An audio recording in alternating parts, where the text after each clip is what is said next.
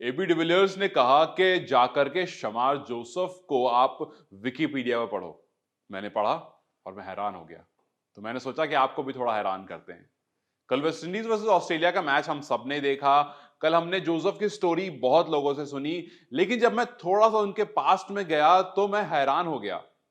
ये इंसान बराकारा से आता है, एक छोटी सी कम्युनिटी जो गुयाना में है, और वो कम्युनिटी के सबसे क्लोजेस्ट अगर कोई सिटी है तो वो न्यू एम्स्टरडेम है, जहां आपको बोट से जाने में 2 दिन लगते हैं। जी हाँ, लगभग 125 किलोमीटर का डिस्टेंस है और उतनी दूर पर। और ये जो कम्युनिटी है छोटी सी, इस कम्युनिटी में 2018 तक इंटरनेट कनेक्शन भी नहीं था।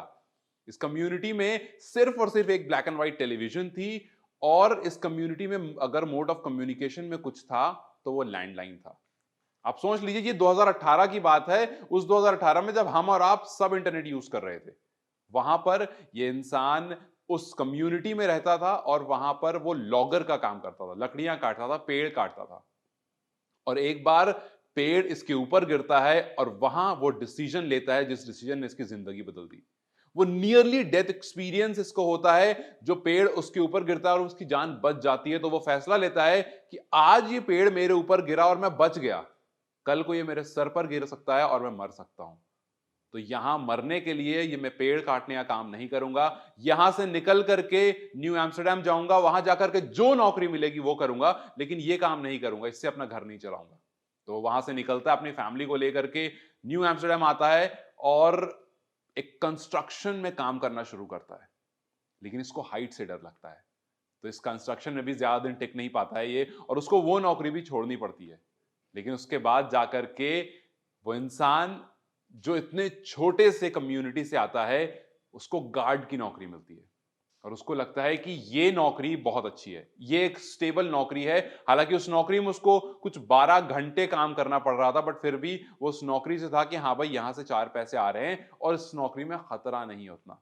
क्योंकि जहां से वो आया था, वहां सिर्फ प्राइमरी स्कूल होता है, वहां सेकेंडरी स्कूल भी नहीं था। जहां से वो आया था, वहां की पॉपुलेशन जो बताई जा रही है विकिपीडिया में, वो 350 लोगों की है। आप समझ लीजिए कितनी छोटी कम्युनिटी है ये। और फिर उसके बाद बाराकारा से निकल कर आता है।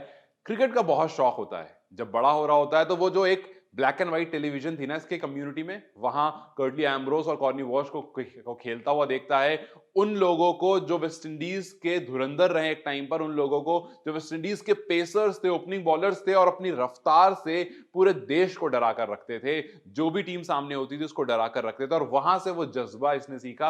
और कभी फ्रूट से, कभी मेल्टेड प्लास्टिक से, जो चीज उसके हाथ में आती थी उससे खेला करता था। लेकिन और वहां उतनी आसानी से उसको बॉल नहीं मिलती थी। वो टेप्ड बॉल से थोड़े बहुत उसने मैचेस खेले अपने ही कम्युनिटी में। लेकिन जब वो निकल करके न्यू एम्स्टरडेम आया तो वहां एक चीज अच्छी हो गई। पहला, इंटरनेट एक्सेस मिल गया। तो हाइलाइट्स देख करके कॉर्टनी वॉश को और कर्टली एम्ब्रोस की हाइलाइट देख करके उसने और सीखा और सीखा, और उसके बाद उसको टेप्ड बॉल का एक्सेस मिल गया। जो हार्ड टेनिस टेप बॉल होती है ना, उससे वो गेंदबाजी करने लगा। और वहां से फिर उसने अपने आप को धीरे धीरे इंप्रूव करा। हालांकि वो अभी भी नौकरी कर रहा था उस गार्ड की, जिससे वो खुश था, क्योंकि वो एक स्टेबल नौकरी लग रही थी उसको। लेकिन वो इंसान जो लेमन से, जो लाइम से, जो गावा से, जो पीचेस से बॉलिंग करता है, उसके हाथ में अगर टेप बॉल मिल जाए तो वो क्या नहीं कर सकता है। अब इत्तेफाक ये हुआ कि जो वेस्ट इंडीज के क्रिकेटर हैं Romario Shepherd, he is living somewhere around him back then. इत्तेफाक बस ये था कि वो उसके नेबर निकल गए। उन्होंने इसको खेलते हुए देख लिया और उन्होंने फिर इसका सपोर्ट करा। उन्होंने इसको गयाना की नेशनल टीम में डाला। उन्होंने इसको हेल्प किया कि आगे और खेल सके। लेकिन पिछले साल जनवरी में जब हम और आप कंबल में पड़े थे, तो ये इंसान गार्ड की नौकरी कर रहा था और इसकी फियांसे ने इसको हेल्प किया एक बहुत बड़ा लाइफ चेंजिंग डिसीजन लेने के लिए, जो कि रिस्की भी हो सकता था, क्योंकि एक सोर्स ऑफ अर्निंग थी गार्ड की, और उसने वो नौकरी छोड़ दी। उसने वो नौकरी छोड़ी और फिर डिसाइड कर लिया कि मैं क्रिकेट ही खेलूंगा। रोमेरो शेफर्ड ने हेल्प करी, धीरे धीरे क्रिकेट खेला, आगे बढ़ा, और उसके बाद कैरेबियन प्रीमियर लीग में आया एक रिप्लेसमेंट बन करके, और उसके बाद फर्स्ट क्लास क्रिकेट भी खेल रहा था, और धीरे धीरे इतना बड़ा नाम बन गया कि इसको डेब्यू करने का मौका मिल गया। लेकिन डेब्यू करने तक इसे कोई नहीं जानता था, अब तक इतिहास लिखा नहीं गया था, क्योंकि ऐसा कुछ बड़ा नहीं हुआ था। लेकिन इसने अपनी पहली बॉल पर जब स्टीव स्मिथ को आउट किया, जब दूसरा वेस्ट इंडीज का खिलाड़ी बन गया जिसने अपने डेब्यू में पहली बॉल पर विकेट ली, तब लोग उसके बारे में बात करने लगे। लोगों ने कहा कि पिछले साल तक ये नौकरी करता था गार्ड की और इस साल आकर के इसने कुछ ऐसी तबाही कर दी। खैर, इससे आगे की स्टोरी आपने सुन ली होगी, मैच देखा होगा, लेकिन पीछे की स्टोरी नहीं सुनी, तो मैंने सोचा कि जरा बताऊं कि ये कौन सी कम्युनिटी से आता है। और आगे की नहीं सुनी तो कंटिन्यू कर देता हूं।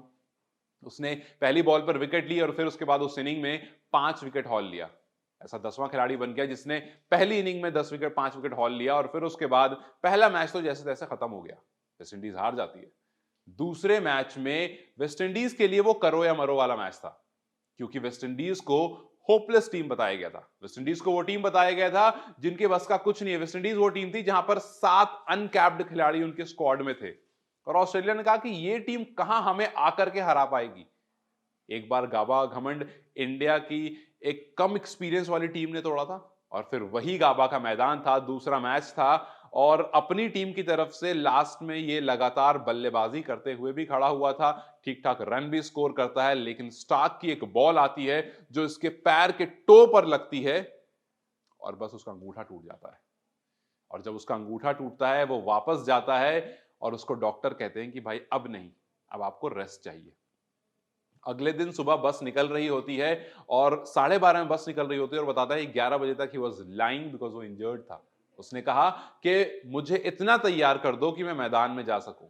डॉक्टर से रिक्वेस्ट करी, डॉक्टर ने कहा ठीक है, कुछ पेन किलर्स दी, कुछ मरम्मत करी। उसने बोला कि मुझे नहीं पता डॉक्टर ने क्या किया, लेकिन जो भी किया, मैं खड़ा हो गया, मैं चलने लगा, मैं ग्राउंड में आ गया, और मैंने अपने कप्तान से कहा मुझे गेंद दो, मैं गेंदबाजी करूंगा, और मैं तब तक गेंदबाजी करूंगा जब तक इनकी 10 की 10 विकेट न गिर जाए, क्योंकि आखिरी दिन में 8 विकेट गिरनी रह रही थी और Australia was already in the game और वेस्ट इंडीज गेम से बाहर था। लेकिन एक तरफ से इसने गेंदबाजी करनी शुरू करी, लगातार 10 ओवर बॉलिंग करी और उस 10 ओवर में 6 विकेट निकाल ली, और टोटल 11.5 ओवर गेंदबाजी करी और उसमें 8 में से 7 विकेट खुद लेकर गया। अब लोग कह रहे थे कि यार वो टूटा हुआ अंगूठा कैसे इतना कमाल कर सकता है। टूटा हुआ अंगूठा इसलिए कमाल कर सकता है क्योंकि जिसने मौत इतनी करीब से देखी, जब पेड़ पेड़ उसके सर पर गिरा और उसको लगा कि अगर 1-2 दिन में और इस काम को करूंगा तो इसी पेड़ के नीचे आकर के मर जाऊंगा, उसने हिम्मत दिखाई, उस छोटी सी कम्युनिटी से निकल करके बाहर आया, उसने अपने ऊपर काम करा, उसने अलग अलग नौकरी करी, उसने अपना पेट पाला, अपने घर वालों का पेट पाला, लेकिन अपने पैशन को नहीं छोड़ा। और करते करते एक मोमेंट आया जब उसने वेस्ट इंडीज के लिए डेब्यू किया और फिर इतिहास लिख दिया। तो ये स्टोरी काफी लोगों को इसका एक हिस्सा जरूर पता होगा, क्योंकि मैचेस उन्होंने देखे होंगे, मैच में जो जज्बा दिखा वो देखा होगा, मैच के बाद वो ब्रायन लारा की आंख में आंसू देखा होगा, मैच के बाद वो एडम गिलक्रिस्ट को सेलिब्रेट करते हुए देखा होगा, जो कि ऑस्ट्रेलिया के साइड से आते हैं। लेकिन मैच के पहले और जो पिछले कुछ सालों में जिस कम्युनिटी से आया उसके बारे में शायद लोगों को नहीं पता होगा, तो मैंने सोचा कि चलो बता देते हैं। और शायद इतनी सारी कहानियों के बाद ही पैट कमिंस ने भी ये बात कह दी कि as a test cricket fan मुझे बहुत खुशी हुई ये देख करके कि वेस्ट इंडीज जीत गई।